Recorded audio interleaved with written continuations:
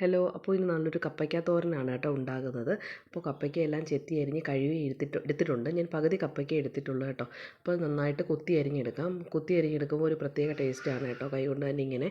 അപ്പോൾ ഞാൻ എല്ലാം നല്ലതുപോലെ കൊത്തി അരിഞ്ഞ് നന്നായിട്ട് പൊടി പൊടിയായിട്ട് കൊത്തി അരിഞ്ഞെടുത്തിട്ടുണ്ട്. ഇനി നമുക്ക് ഇതിന് റെഡിയാക്കാനുള്ള അരപ്പ് നോക്കാം. തേങ്ങയും വെളുത്തുള്ളിയും എടുത്തിട്ടുണ്ട്. കുറച്ച് കാന്താരി മുളകും കൂടി നമുക്ക് പറിച്ചെടുക്കാം. അപ്പോൾ വീട്ടിൽ തന്നെ ഉണ്ടായ കാന്താരിയാണ് കേട്ടോ. അപ്പോൾ നമുക്ക് കാന്താരി മുളകും കൂടി ചതച്ചിടുമ്പോൾ ഒരു പ്രത്യേക ടേസ്റ്റാണ്. അപ്പോൾ നമുക്ക് തോരൻ ആവശ്യമുള്ള കാന്താരി ഇതാ ഇവിടെ പറിച്ചെടുക്കുന്നുണ്ട് കേട്ടോ. അപ്പോൾ ഇത്രയും കാന്താരിയും കൂടി ഞാൻ പറിച്ചെടുത്തിട്ടുണ്ട്. അപ്പോൾ നമുക്കൊരു മിക്സിയുടെ ജാറിനകത്തോട്ട് തേങ്ങയും വെളുത്തുള്ളിയും കാന്താരി മുളകും ഇട്ട് കൊടുത്തിട്ടുണ്ട്. അതിൻ്റെ കൂടെ തന്നെ കുറച്ച് മുളക് പൊടിയും മഞ്ഞൾപ്പൊടിയും കൂടി ഇട്ടൊന്ന് ക്രഷ് ചെയ്തെടുക്കുന്നുണ്ട് കേട്ടോ.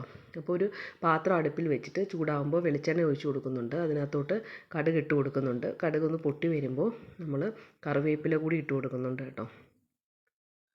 അതിനുശേഷം നമ്മൾ അരിഞ്ഞു വെച്ചിരിക്കുന്ന കപ്പയ്ക്ക കൂടി ഇട്ട് കൊടുക്കുന്നുണ്ട്. കുറച്ച് ഉപ്പും കൂടി ഇട്ടിട്ട് നമ്മൾ ഒന്ന് ഇളക്കി കൊടുക്കുന്നുണ്ട് കേട്ടോ. ഒരു ശകലം വെള്ളം ഒഴിച്ച് കൊടുത്താൽ മതി. കപ്പയ്ക്ക ആവിയിൽ വേവുന്നതാണ് നല്ലത്. ഒരു ശകലം വെള്ളം കൂടി ഒഴിച്ച് കൊടുത്തിട്ടുണ്ട്. അതിനകത്തോട്ട് നമ്മൾ ക്രഷ് ചെയ്ത് വെച്ച് അരപ്പ് കൂടി ഇട്ട് മൂടി വെക്കുന്നുണ്ട് കേട്ടോ. ഇടയ്ക്ക് നല്ലൊരു മണം വരും അരപ്പ് വേവുമ്പോൾ. അപ്പോൾ നമുക്കൊന്ന് മൊത്തത്തിൽ ഇളക്കി ഒന്ന് മൂടി വെച്ച് കൊടുക്കാം കേട്ടോ. മൂടി വെച്ച് കൊടുത്ത് കുറച്ച് കഴിയുമ്പോൾ അത് പെട്ടെന്ന് തന്നെ കപ്പയ്ക്ക വെന്ത് കിട്ടും. അപ്പോൾ നല്ലപോലെ റെഡി ആയിട്ടുണ്ട്. നല്ലതുപോലെ ഇളക്കിയെടുക്കാം. അപ്പോൾ കാന്താരിയൊക്കെ ചതച്ചിട്ടത് കൊണ്ട് നല്ലൊരു ടേസ്റ്റാണ് കേട്ടോ തോരന്. അപ്പോൾ ഉപ്പൊക്കെ കുറവുണ്ടെങ്കിൽ ഉപ്പൊക്കെ ഉണ്ടോ നോക്കിയിട്ട് ഇട്ട് കൊടുക്കുക. അപ്പോൾ വീഡിയോ ഇഷ്ടപ്പെട്ടെങ്കിൽ ലൈക്ക് ചെയ്യുക, ഷെയർ ചെയ്യുക,